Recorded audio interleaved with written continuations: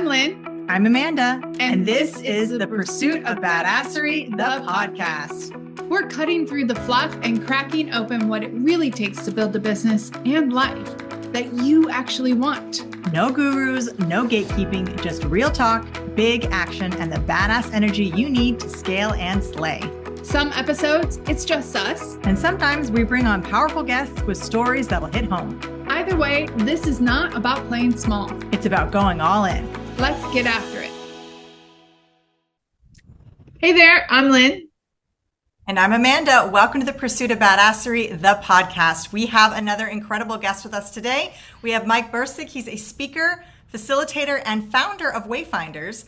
With over 27 years of entrepreneurial experience, he previously built and sold a global adventure travel company. Love that.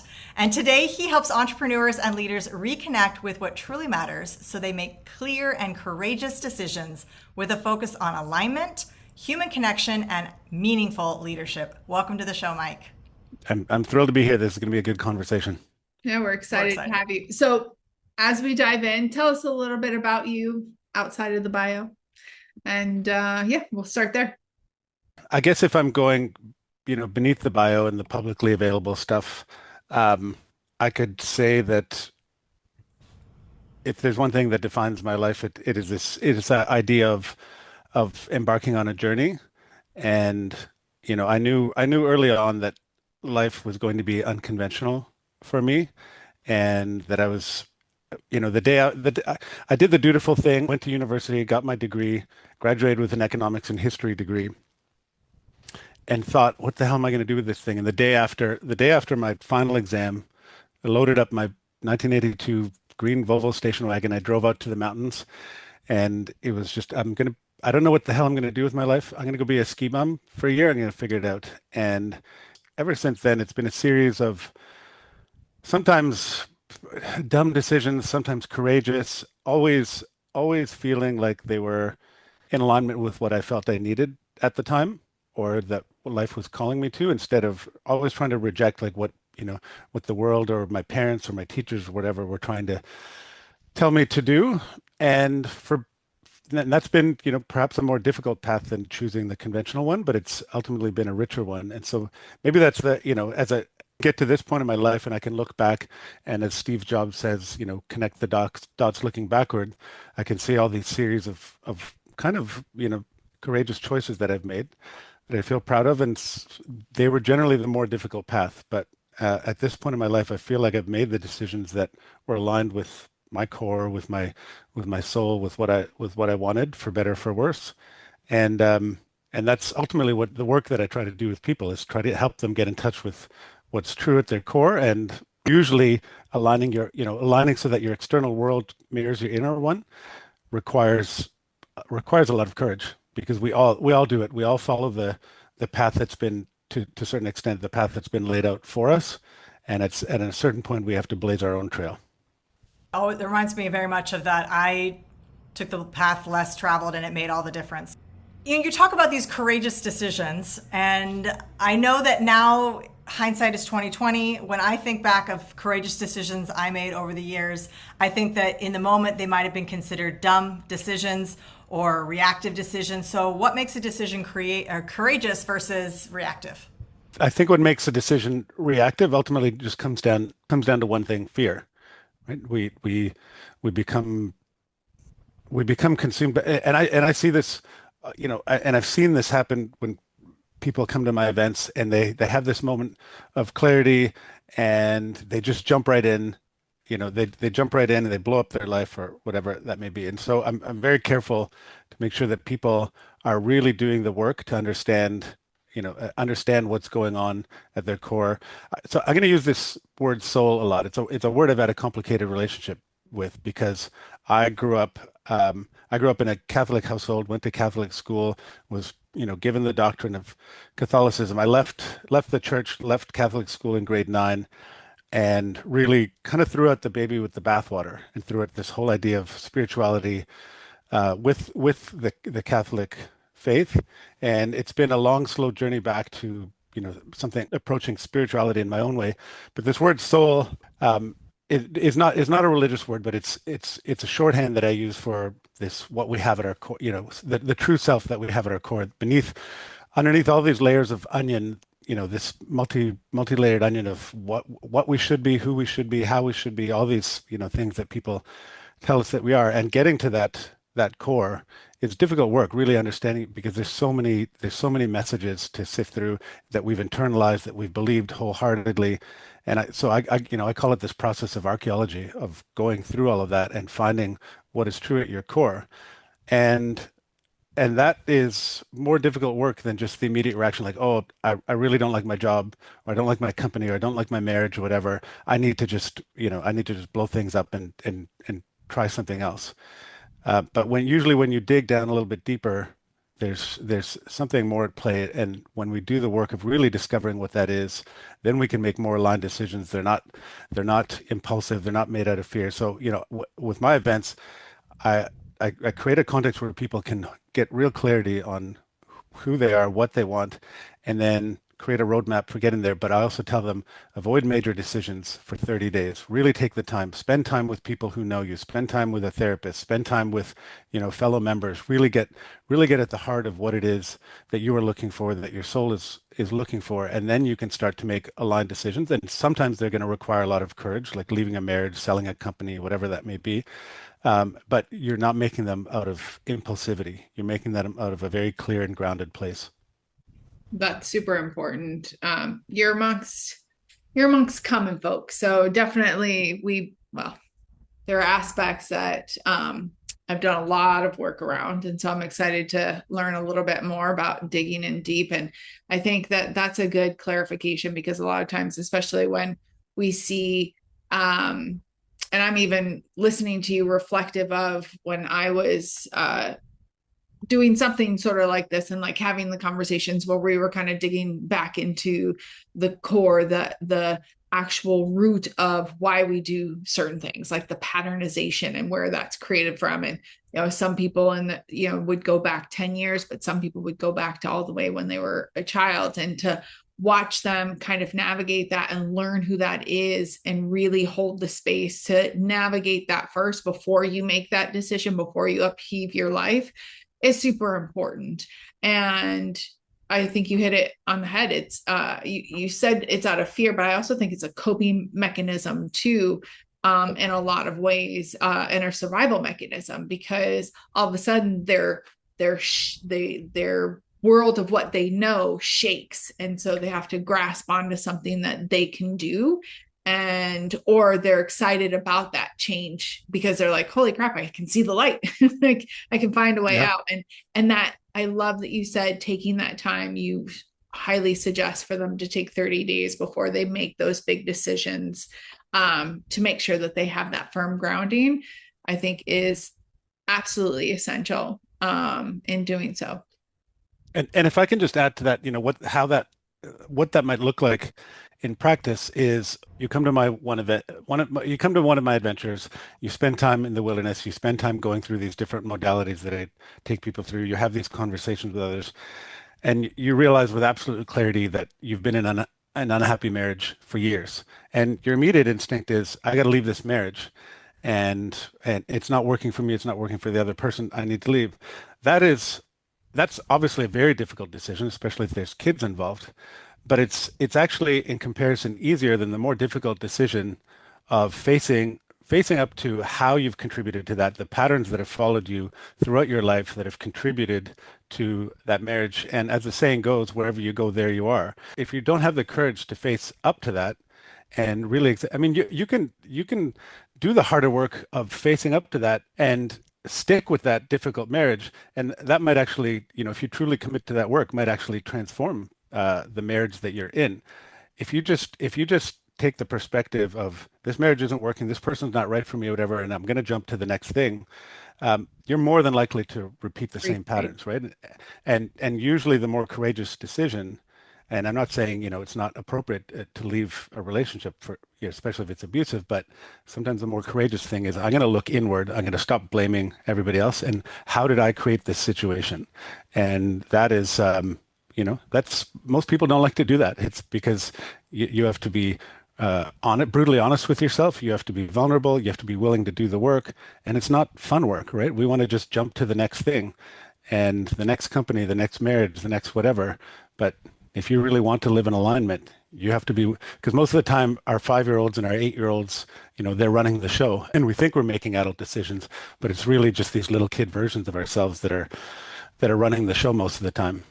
Yeah, you're taking the pattern and the baggage with you to the next one. And I don't know how much that you've looked into us, but I mean, you're talking a lot about in parallel with part of my journey and surviving cancer. And really the biggest thing is I had to look inward, and I've always been introspective. However, this was on a completely different level than what I had ever been. I was in my early mid-20s.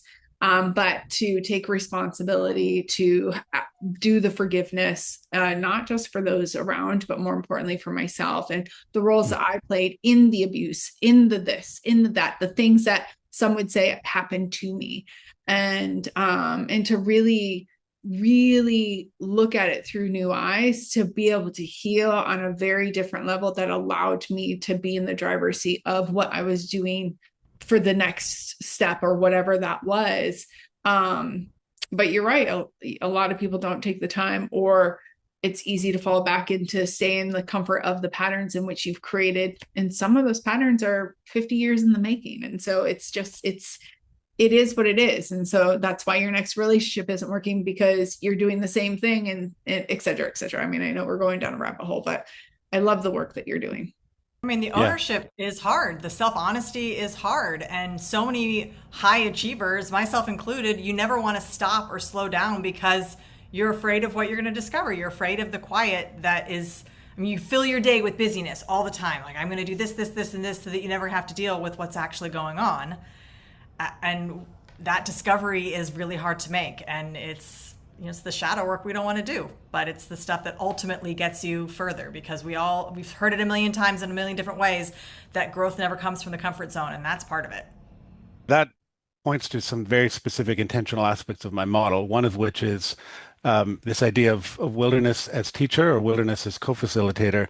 And when I take people out of their very familiar environments, their office, their typical group of friends, their relationships, whatever, take them into the middle of nowhere in Mongolia or into the jungles of Papua New Guinea, whatever. It's such a radically different context for them, and I force them to stop and slow down. And sometimes we will send people out into the wilderness on their own for 3 hours or 4 hours or 24 hours or whatever that may be, without anything, and force them to actually sit and force them to actually feel what's in their body, because there's so much wisdom coming at them all the time that they don't want to listen to, right? And workaholism is such a socially acceptable way to deal with distraction and numbing and all that, but that's really what it is, right? It's a way of avoiding our feelings. And the other thing you pointed to was this idea of a comfort zone. And so a lot of what I do is based on taking people out of their comfort zone, putting them in their stretch zone. And that's where the growth happens, when you confront these edges, when you confront how you react to, a physical challenge or emotional challenge or whatever. And so the key is, trying to get people into that zone, but not put them in their panic zone. Because you put people in their panic zone, then they start to contract, and then, then you're not serving anyone. But, you have to intentionally, if we want to grow, and if we want to heal these older parts of ourselves, we need to confront them. We need to listen to them. We need to pay attention to them. And so one of the most useful things that I've come to at this point in my life, after a few decades on this planet, is this idea that every struggle contains within it the seeds of an incredible learning. And right now I'm in this season where the last couple of months have brought some incredible challenges my way. And it's some days it's like, oh God, this is really grinding me down. But and at another time in my life, I would have just lay in bed. I would have pulled the sheets over my head and think, why is this happening to me? This is awful, and paralyzed. But now I've been through this cycle enough times to realize, oh, the last 4 or 5 times I went through this, I came out of it with some incredible gifts and some incredible learnings. And so I can stop and I can pause and I can say, what is the learning in this? What am I being asked to face? What am I being asked to learn? Where am I being asked to grow? And then stop long enough to be able to hear the answers to those questions. And then it takes something that's incredibly difficult and brings a lot of meaning to it. And I don't have to wait 3 years down the road to figure out what the meaning is. I can ask, or the answers don't come right away, but they do come quicker now that I've recognized what it is. We have to be open to listen. I mean, one step is absolutely the ask, right? Being in that and asking. But I think, I don't want our audience to not hear that you're actually listening as well. I mean, I know that you do the work to help people cut out the noise and listen, like you said, even up to 24 hours alone in the forest or whatever. But you're open to listen. So give our audience an example, or what are some things that they can do, because maybe they can't even ask themselves the question, or they can't hear what's going on. Share some of the knowledge in which you walk people through. Different modalities I might use during my events, but there's also different practices that I encourage people to take home with them, or to pursue on an ongoing basis. Ultimately, it comes down to stillness. Stop the running, stop the outpacing, stop all the hustle and whatever. Of course, you have to put in your time at work. You got to pay the bills and all that kind of stuff. But at a certain point, for a lot of the entrepreneurs in my network, it crosses over to doing what they need to do, and then just trying to avoid facing what needs to be faced, right? And so you need intentional time for stillness. And so that can take many different forms. It could, if you happen to be lucky enough to live somewhere where there's something approaching wilderness nearby, is just daily time in the wilderness by yourself. Or it could be a breathwork practice. Right now, I'm doing this daily committing to this amazing breathwork I found on Inside Timer by a woman named Brie Melanson. And I've done a lot of, I've done breathwork almost daily for 5 years, but this one has been cracking me open like nothing else. And it's over the last month or so, it's just every day, it's like something is coming out, whether it's tears, or I'm, or just shaking or raging and I'm beating up the pillows or whatever. But it's like there's something that wants to move through my body that's coming out through this. Journaling, meditation, whatever that may be. But the important thing is to just be still enough to allow the questions to come, and still enough to allow the answers to follow after that. And you need to create intentional time. And most entrepreneurs will see that as wasted time, like, oh, I'm being unproductive. But that, for me, in my experience and the people I've worked with, is some of the most productive work you can possibly do, because it helps you get clear on your own truth, and it helps you get clear on how to live around that truth. And and I sort of look at it as building a team around me as well, so that I have I have people who will support me on that journey, but I also have people who will lovingly, be fiercely challenging, and help me with love and care, but really speak truth to when I'm talking bullshit, and have qualified people, therapists or whatever, supporting me on that journey, because it's difficult getting to that truth, if that's a journey you want to go on. And I would argue that's ultimately the most worthwhile journey we can go on as humans, is that journey towards our own truth. But if you're really committed to that journey, it's going to be harder than you think, but it's going to, the journey and the destination are going to be more beautiful than you think as well. And so find your own way to commit to that journey, whatever that may be, but make the time for it. It's most rewarding. I have to ask, because it won't shut up in my head, that, you had this very successful business and you sold it, and then you went into Wayfinders.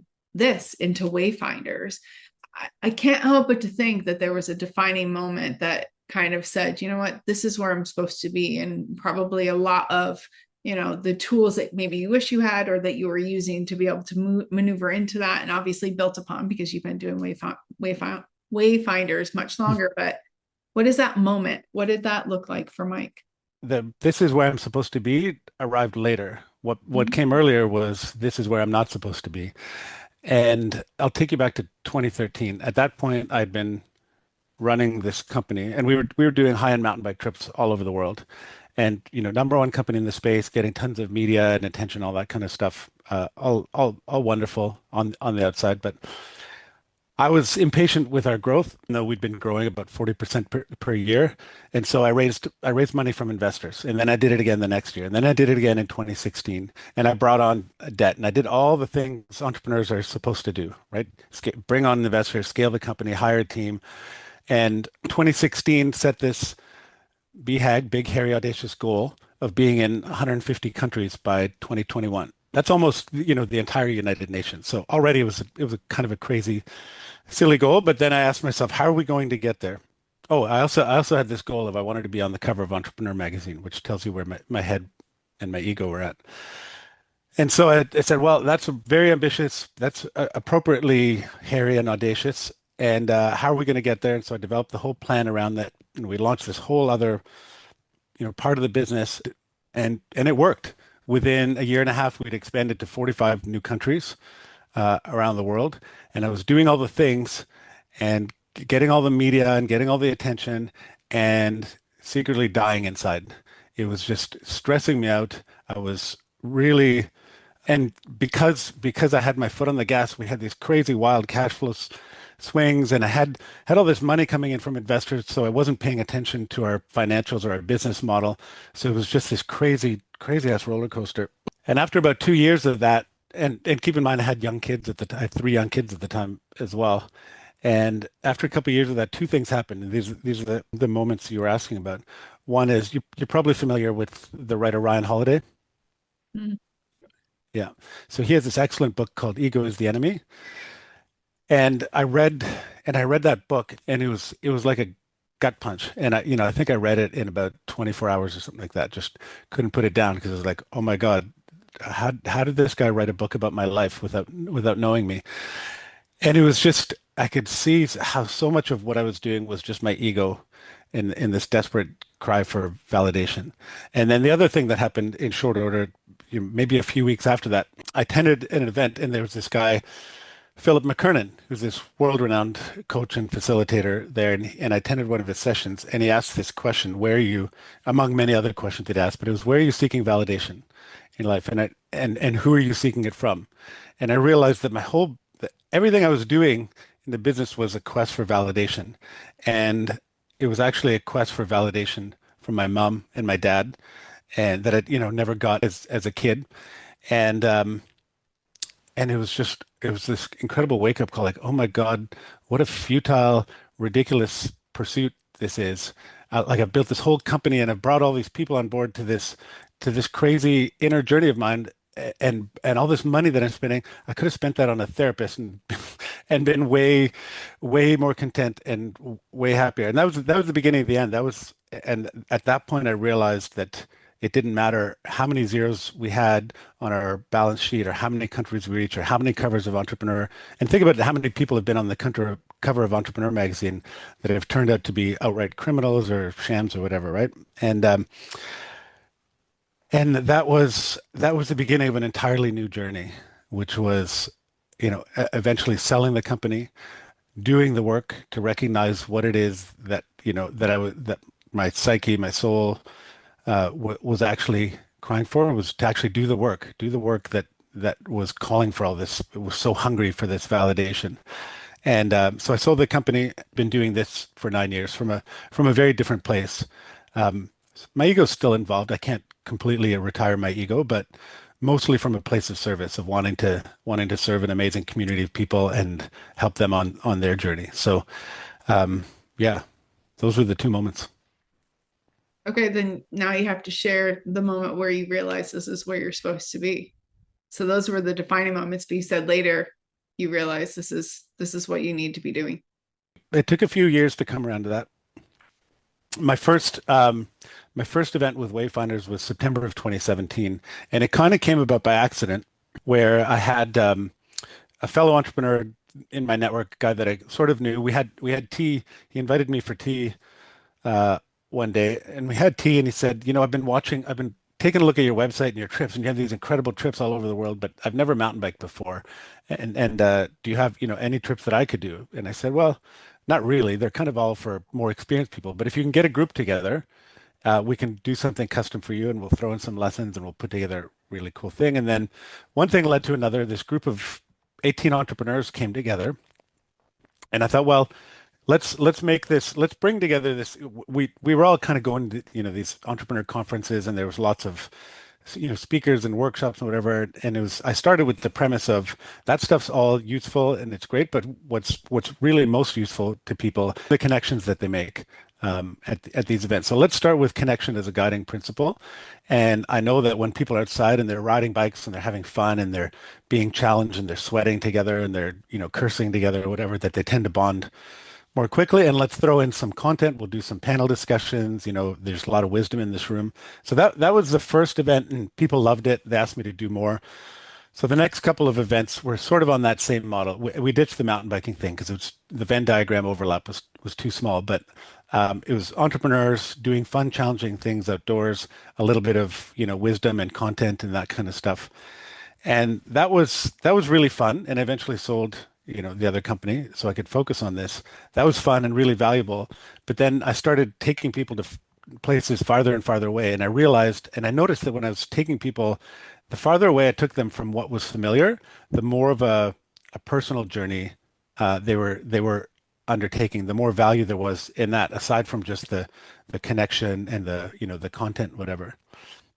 And then COVID hit. And then I had, by that point, I had the benefit of a fiercely loyal group of customers, very intimate connections because they were coming back and doing multiple events, and I came to know these people really well. So everybody was super chill. Nobody was asking me for refunds or anything. They were like, just get around to this whenever we can. And so I had a whole year and a half off before I ran my next event. So I really dove deep into developing my skills as a facilitator. And then by the time I could run another event, which was September of 2021, I ran an event in Greenland.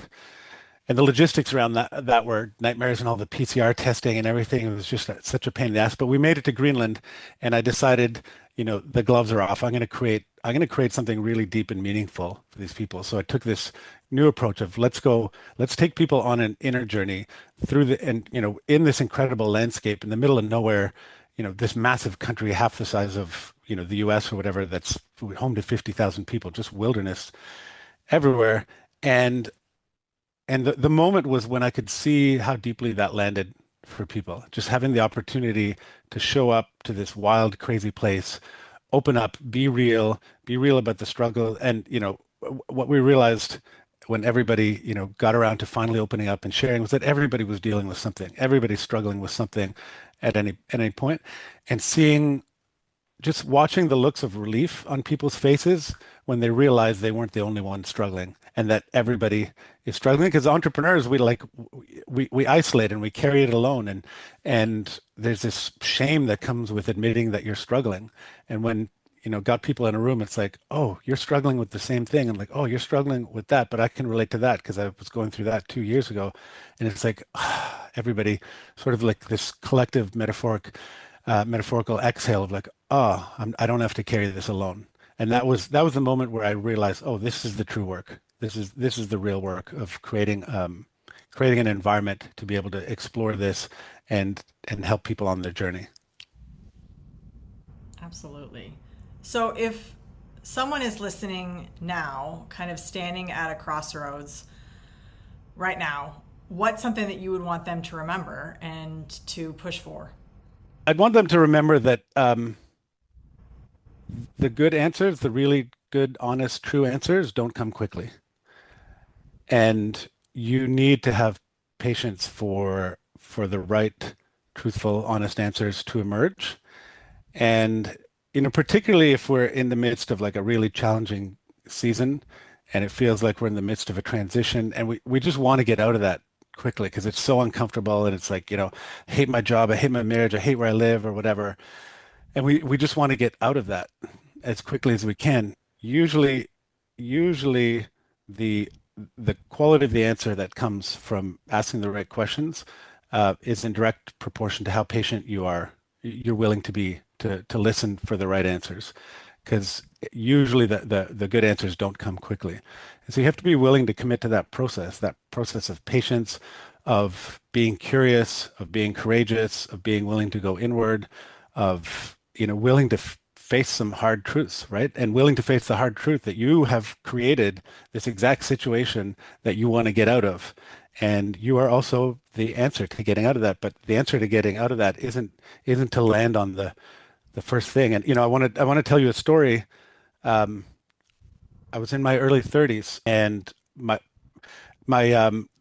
woman that I was seeing at the time broke up with me in Christmas Eve 2004, and that was the beginning of this very quick unraveling, and my life started to unravel. And it wasn't really about her; it was just about that triggering this sense of abandonment and whatever. That journey eventually took me back to Toronto.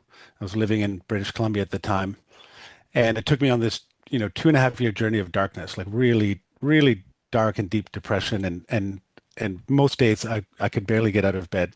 But I eventually found my way to this very gifted therapist. His name was David, and I'm so grateful. He essentially saved my life. I think if I hadn't found him, there's a good chance I wouldn't be here today. And he took me on this journey, and the first part of that journey was finally allowing myself to feel. And what I needed to feel and what my body needed to feel for the first time was the grief that was locked inside there around my father's death. My dad got sick with cancer when I was 14. He died when I was 16. I was a teenager. I was not equipped to know how to handle grief. My mom had wonderful intentions about sending me to a therapist, and she knew that this was a monumental event, but I was just resistant and just like, nope, I'm going to push that all down. I'm not going to feel it. And so the first phase of working with David was allowing all this to come out, and it was grief and sadness, incredible amounts of anger. It was just so much anger at my dad, at the world, at whoever.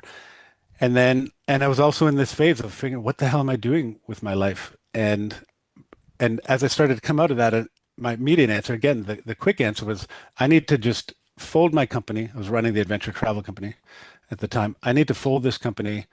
I don't even want to go through the process of trying to sell. I need to just fold it right away. And I decided I wanted to become a naturopath, and I wanted to study natural treatments I wanted to help people with natural treatments for cancer. And on the surface, that seems like, oh, there's so much meaning in that. Your dad died with cancer, and now you can go on this journey to help other people with cancer. And my therapist, being the gifted therapist that he is, he said, okay, this is this seems like it could be beautiful. Let's explore this a little further, because he recognized that, hey, this is sort of a knee-jerk, kind of a little bit of a knee-jerk reaction. It might be the right one, but it also came very quickly.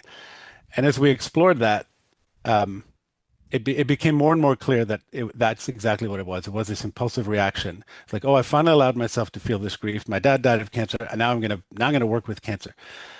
And I think that's what a lot of people do, and it can make sense. But in hindsight, I don't think I would have made a very good naturopath, and I wouldn't have enjoyed it. And the journey that took me on was, I ended up, at the time I was just running this company in British Columbia.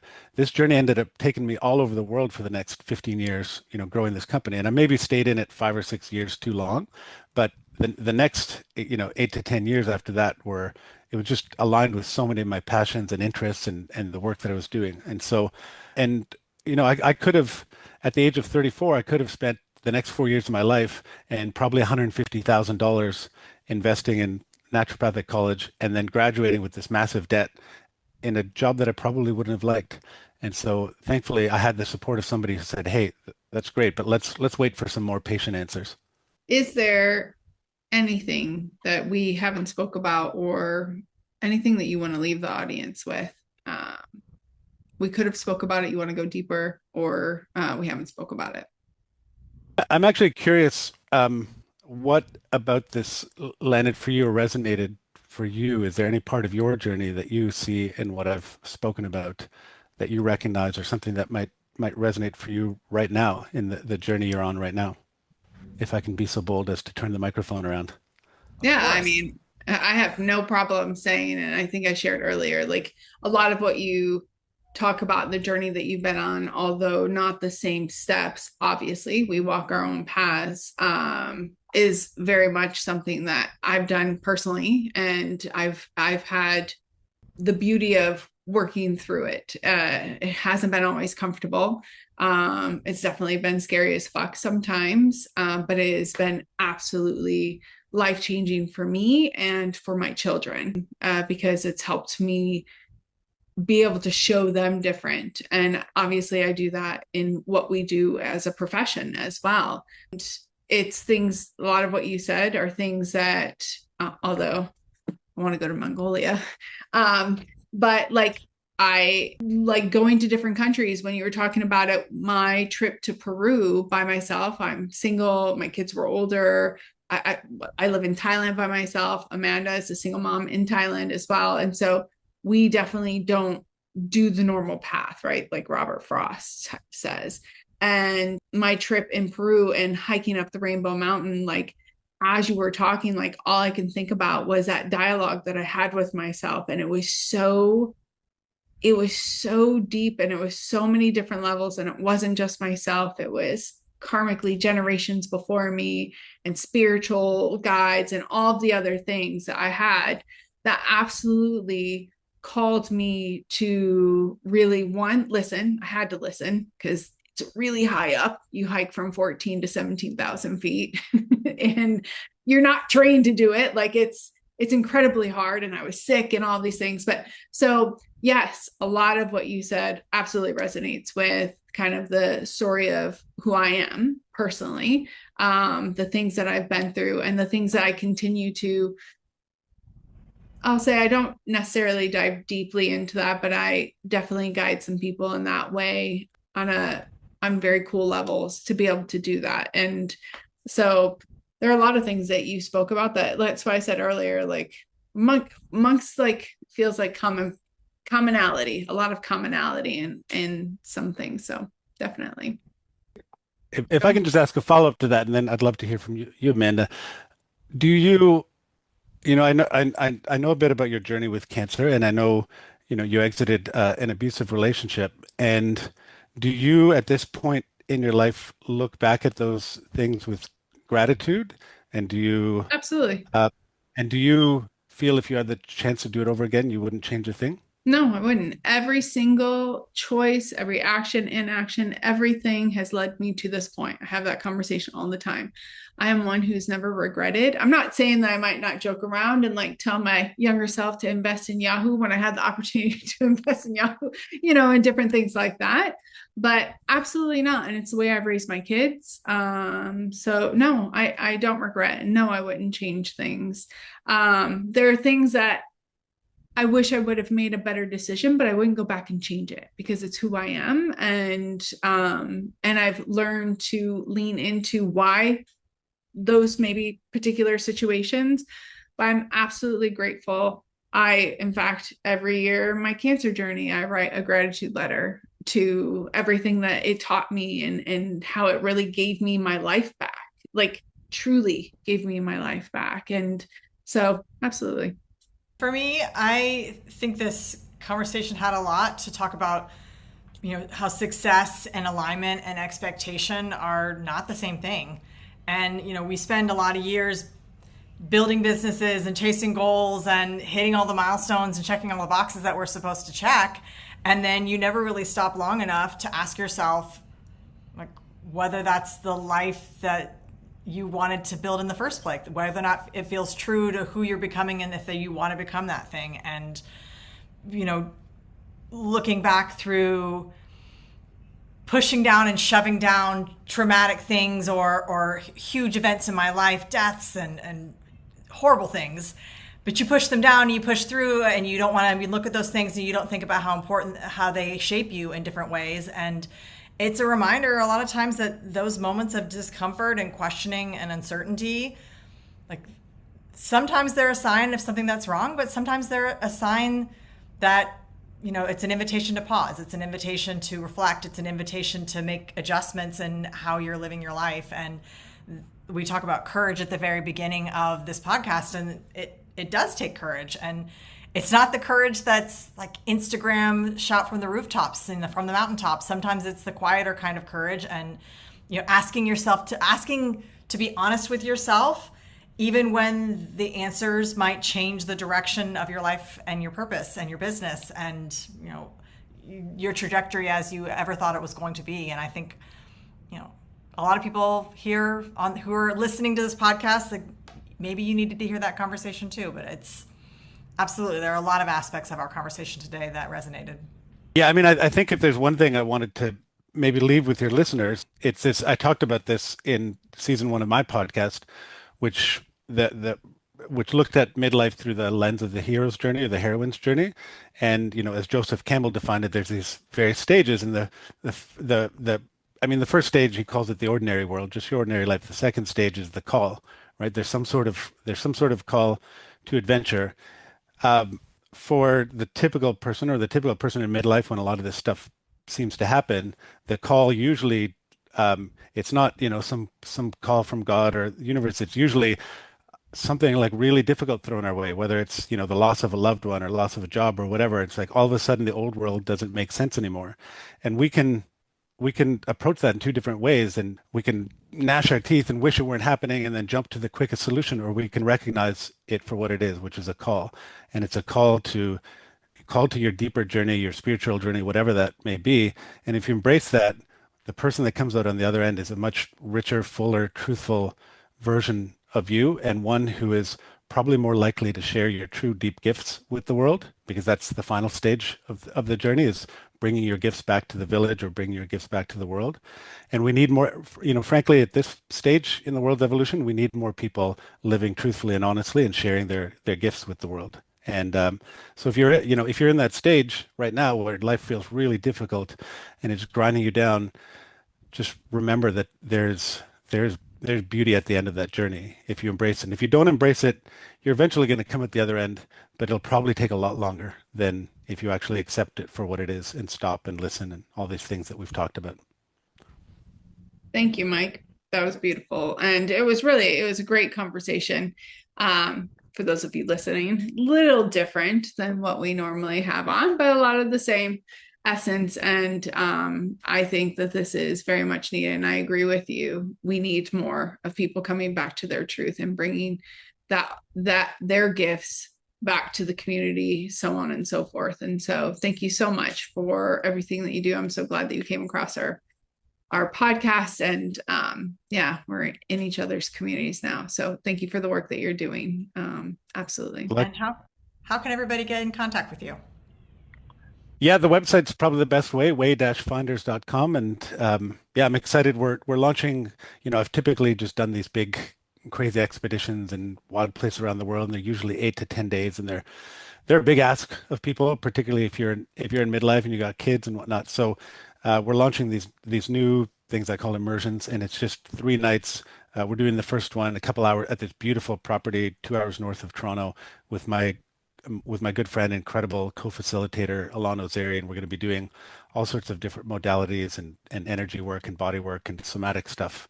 And I'm excited about that. And we're still doing cool adventures. I'm heading to Bhutan. I'm heading to Iceland very shortly, and then heading to Bhutan in the fall. So lots of good stuff on the horizon. Bhutan's right around the corner. We're just talking about Bhutan, a couple of days ago. Thank you again. Listen, audience, if you like what you heard, please make sure that you're following Mike, that you're letting him know exactly what you took away. Maybe some hard questions that you've had to ask yourself, and where you've taken that pause, sat in the stillness, and heard what you needed to hear. Make sure that you're reaching out, letting him know exactly what you took away from this podcast, and get on his list to find out what's up and coming for him. Absolutely. I feel like I want to go to all the countries. Like, let's go to all the places and do all of the introspective learning about ourselves and being honest, radically honest, ruthlessly honest with who you are and where you want to go. Make sure you're hitting that subscribe button, like, follow, all the things. And until next time, get after it. Thanks for tuning in. But remember, listening is not doing. Take what you heard today and move. Share the episode, leave us a review, and tag us when you take action. Head over to thepursuitofbadasserie.com and see how we're helping entrepreneurs get results without the fluff. Until next time, let's get after it.